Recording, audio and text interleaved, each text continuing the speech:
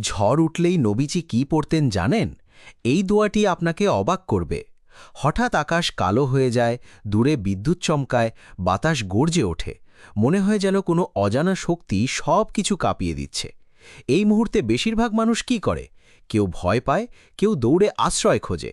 কিন্তু জানেন কি, এই ভয়ঙ্কর মুহূর্তে আমাদের প্রিয় নবী হজরত মুহাম্মদ সাল্লাল্লাহু আলাইহি ওয়াসাল্লাম কি করতেন? তিনি শুধু আকাশের দিকে তাকিয়ে থাকতেন না, তিনি এমন কিছু দোয়া পড়তেন যা ঝড়কেও রহমতে পরিণত করার শিক্ষা দেয়। সাহাবীরা বর্ণনা করেছেন, যখন আকাশে মেঘ জমত, বাতাস জোরে বইতে শুরু করত, নবীজির চেহারায় পরিবর্তন দেখা যেত। তিনি অস্থির হয়ে যেতেন না ভয়ে, বরং আল্লাহর প্রতি ভয় ও আশা দুটোই একসাথে ফুটে উঠত। কারণ তিনি জানতেন, এই বাতাস শুধু বাতাস না, এটা আল্লাহর একটি সৃষ্টি, যার মাধ্যমে রহমতও আসতে পারে, আবার শাস্তিও আসতে পারে। ঝড়ের সময় তিনি যে দোয়া পড়তেন, নবীজি সাল্লাল্লাহু আলাইহি ওয়াসাল্লাম বেশি বেশি পড়তেন, আল্লাহুম্মা ইন্নী আসআলুকা খাইরাহা ওয়া খাইরা মা ফিহা ওয়া খাইরা মা উরসিলাত বিহি ওয়া আউযু বিকা মিন শাররিহা ওয়া শাররি মা ফিহা ওয়া শাররি মা উরসিলাত বিহি।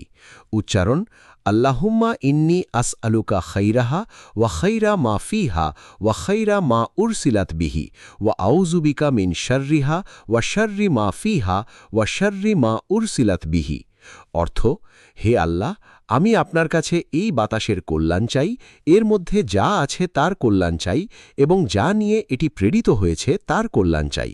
আর আমি আপনার কাছে এর অনিষ্ট থেকে আশ্রয় চাই, এর মধ্যে যা আছে তার অনিষ্ট থেকে আশ্রয় চাই, এবং যা নিয়ে এটি প্রেরিত হয়েছে তার অনিষ্ট থেকে আশ্রয় চাই। এই দোয়ার ভেতরের গভীরতা। নবীজি সাল্লাল্লাহু আলাইহি ওয়াসাল্লাম শুধু বিপদ থেকে বাঁচার দোয়া করেননি, বরং তিনি ভালোটাও চেয়েছেন। এটা আমাদের শেখায়, আল্লাহর প্রতিটি সৃষ্টি দুই দিক নিয়ে আসে, রহমত ও পরীক্ষা। মুমিন সবসময় ভালোটা চায়, খারাপ থেকে বাঁচে। একটি গুরুত্বপূর্ণ শিক্ষা: অনেকেই ঝড় দেখলে শুধু ভয় পায়, কিন্তু নবীজি আমাদের শিখিয়েছেন, ভয় পেলেও আল্লাহর দিকে ফিরতে হবে, দোয়ার মাধ্যমে নিরাপত্তা চাইতে হবে, সবকিছু আল্লাহর নিয়ন্ত্রণে বিশ্বাস রাখতে হবে। শেষ কথা: পরের বার যখন আকাশ কালো হয়ে যাবে, বাতাস গর্জে উঠবে, তখন শুধু ভয় পাবেন না, এই দোয়াটি পড়ুন মন থেকে, বিশ্বাস নিয়ে। হয়তো সেই ঝড়ই আপনার জন্য রহমতে পরিণত হবে। আল্লাহ তাআলা আমাদের সবাইকে বুঝার ও আমল করার তৌফিক দান করুক। আমিন।